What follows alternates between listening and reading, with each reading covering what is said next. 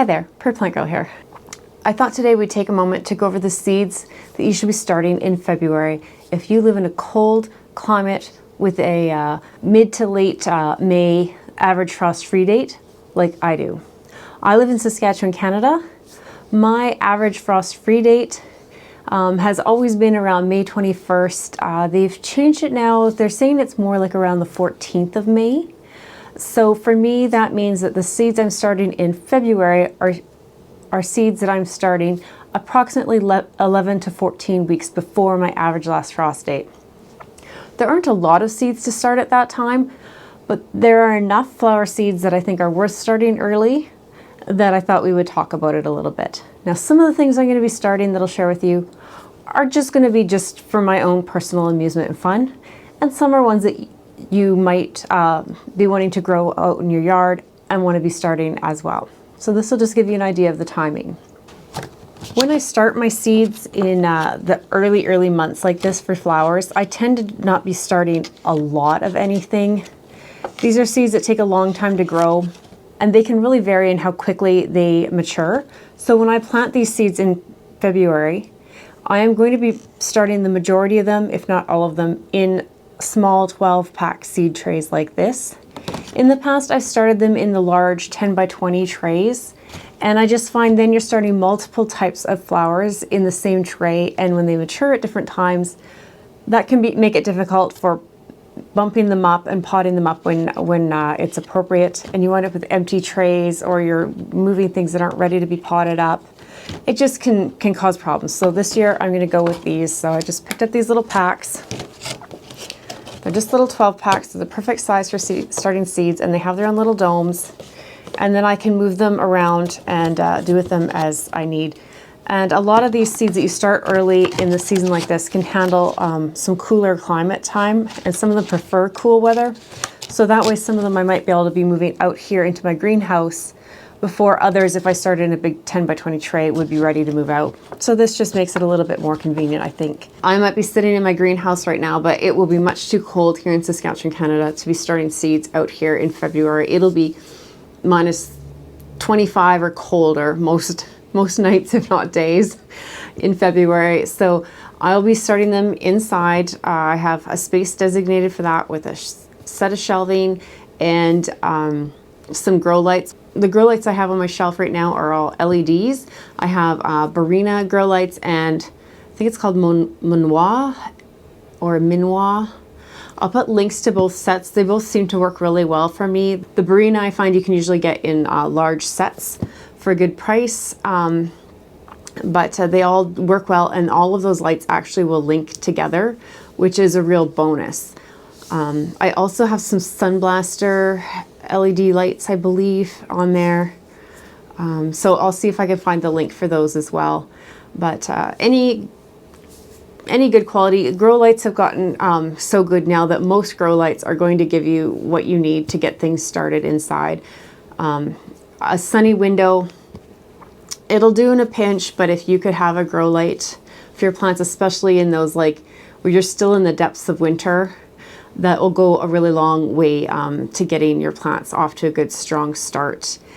I mark on my calendar, I count from my average last frost date, and I mark in the margin 0 for the week where my average last frost date is, and then as I go earlier in the year, I put 1, 2, 3, 4, all the way up to, so this year I have it figured out that the week of February 5th to 11th is 14 weeks before my average last frost date.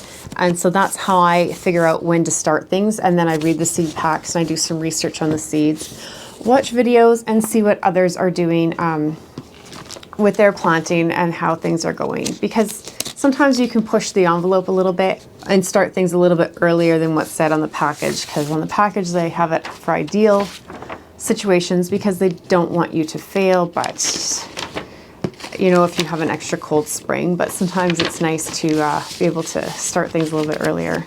This is my big container of seeds. So today we're just talking about my like flowering plants or my more decorative plants. This isn't my vegetable garden plants. So at 14 weeks before my average lost frost date, I'm starting something that's a little bit different. And I tried this last year and I had zero success with it. The seeds are still sitting in the pots of soil, so I don't know if it's worth the effort again, but I have 2 seeds, I believe, left. Yeah. So I'm going to give them a try again this year. And I'll try just to stratify them a little bit differently, but these are banana seeds. So if they grow, I'll have some beautiful small banana plants to have in my yard to plant up as a focal plant somewhere. But I'm not counting on them. Like I said, they didn't really do anything last year. So this is just kind of for fun for me, just to see if I can get it to work. It's become a bit of a challenge now. At 13 weeks before my average lost frost date, I'm going to be starting some Dianthus. This is something that I received as a free gift from Heritage Harvest Seeds last year, and it's called Rainbow Loveliness. And I almost didn't even try it, but I decided, oh, what the heck, I had the seed, I'd try it, and I'm really glad I did, because I really, really liked these flowers. They're a real soft, kind of pinky color. I don't know, the flowers are really pinked on the edges, and they're just kind of almost like single petals. They're just a really kind of dainty flower, and they were great for just adding a little bit of whimsy to bouquets, and they were just pretty to see along pathways in that in my flower garden. So I'm going to do these again. Now the package says to start them 6 to 10 weeks before your last frost, and I'm going to be starting them just a little bit sooner than that. Now Dianthus generally is a fairly cold tolerant plant, and I think that I will be able to actually get these started indoors a little bit early and have them growing on in my greenhouse about a month or so before my average lost frost date, and I might even be able to get them outside a little bit sooner. I'd like to give them a little try like that. I might keep a few back in the house, but I am going to try and push these a little bit further. At 12 weeks before my average lost frost date, I'm going to be starting some Bacopa seeds. Now this is seed that I tried to gather from my own plants this year. Bacopa is notoriously difficult. It hybridizes so much. It's difficult to get something that's the same as the year before, and usually people will start it from cuttings. You can rarely even find seed for it. I have purchased seed years ago and grown it from seed, and it did fairly well.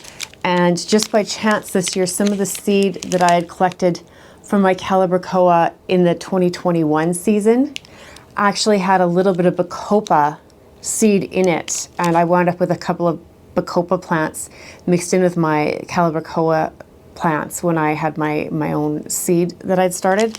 So I tried to collect some seed off of them again this year. We'll see how well they do and if the seed is viable, but I thought it would be good to just give it a try since it did grow quite easily with me not even realizing I was growing Bacopa. I'm also going to be growing a variety of Snapdragons nice and early. I have the Snaptini mix, and this is a really nice smaller Snapdragon that I've grown before and really like it. I have the Rocket mix, again, grown it lots. It gives you just a ton of flowers. I really like it for cut flowers. They're nice tall plants, the Rocket mix, and they do well. I've collected seed from my own plants on these. Snaptastic, I thought I used up the seed, but another good little Snapdragon. This one is 14 to 16 inches tall. I don't think I told you the other ones. The Rocket mix is 30 to 36. This is 30 centimeters, so that'd be about 12 inches tall for the Snaptini.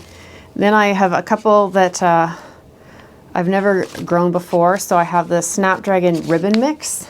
This one is supposed to be 45 centimeters tall, so that would be about 18 inches. And this is Potomac or early orange. And this one is 75 to 120 centimeters, so really nice tall flower spike, going to be on this 30 to 48 inches. So those will be really fun to have for cut flowers. So the taller varieties, I'll probably only do a few seeds of each of those just to get a few early flowering Snapdragons. The shorter ones I'll probably get going. They'll be more for my early spring pots and things. Snapdragons are really good for early spring color, and they'll kind of just stop for a little bit when it gets hot, and then you'll think your plant is done, and then in the fall, if you have a nice cool long fall, they will come back and they'll bloom for you again, and you'll get lots of blooms again. I'm also going to be planting Dusty Miller. I've grown this plant before, purchased as a bedding plant, and I really enjoyed it last year, and I found it really helpful to have a few little stems tucked into bouquets and things. And I just liked the way it kind of set off some of the other flowers. So I thought I'm going to try and grow it. I saw it being offered for sale as seed this is from Stems, I believe, Flower Farm. And so I thought I'd give it a try and see if I could get some to grow from seed. And then I have some Foxglove. So I'll be starting a little bit of Foxglove. This is the Camelot mix. And I really enjoy Foxglove, so this is something I love to have in my yard. I've also taken the seed pods from the plants that were growing last year and shook them out on the ground where they grew before, so I should get a few volunteers. And then I have this, which is seed that was actually collected from the year before, so I'll plant this out as well, and I should get a really nice crop of Foxglove going. So fun to see the bees kind of go right into those little flowers. They just fly and wiggle their way right to the very back, and just their bums hanging out. Another one that I'll be starting early again this year is Bunnytails grass. Last year I experimented with starting a little bit later than they call for because it seems like it filled in so quickly for me in previous years. And then last year they were behind. So I think they definitely do need that early start date. And so I'll be starting some of these nice and early in February so that I'll have some nice plants going by the time it's time to put them out. So at 11 weeks before my average less frost date, I'm going to be trying to get some flowering cabbage going. I started this last year and I really liked it. I'm trying to think, when did I start it last year? I started it later. Yeah, it says to start indoors 4 to 6 weeks before your average less frost date. And I think I did it like 8 weeks or something before. And the plants weren't quite ready to put out as spring plants, which is what I would like them for. They're beautiful.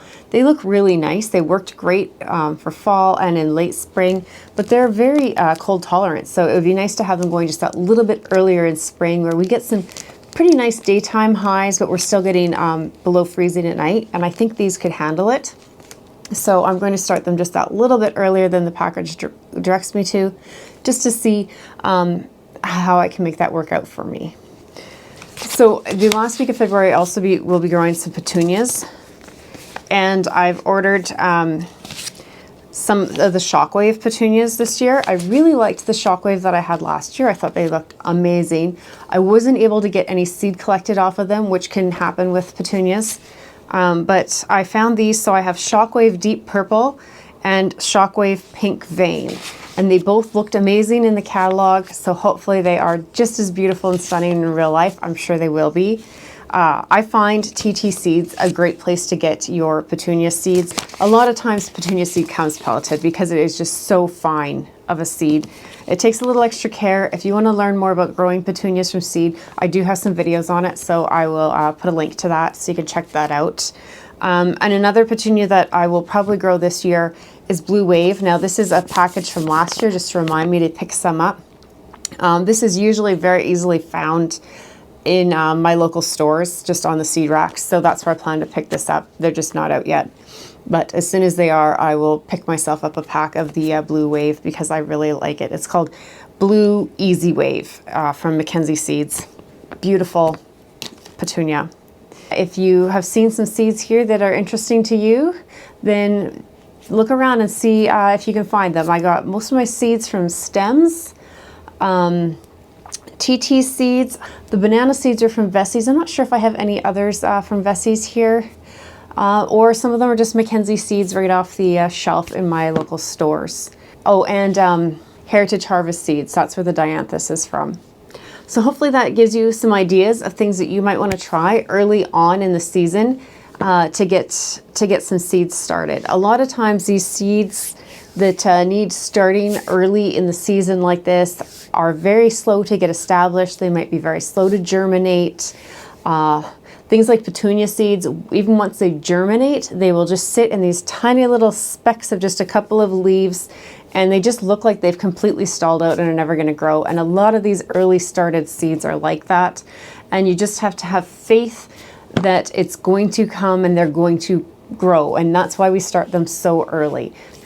Some of them, like the Snapdragons and the Dianthus, are just a little bit more frost hardy, or cold hardy anyways, and they're okay with being put out a little bit earlier. And so that's why we need to start them. We can start them just a little bit earlier. Now we could just wait and start them later and just put them out with all of our other seedlings later in the spring, or you can be like me, live on the edge a little and see if you can get some of them planted out before your average last frost. Most of the time that works out very well for me. Sometimes we get a real cold snap and it wreaks havoc with my plans. Thanks for watching, and we'll see you next time. Bye.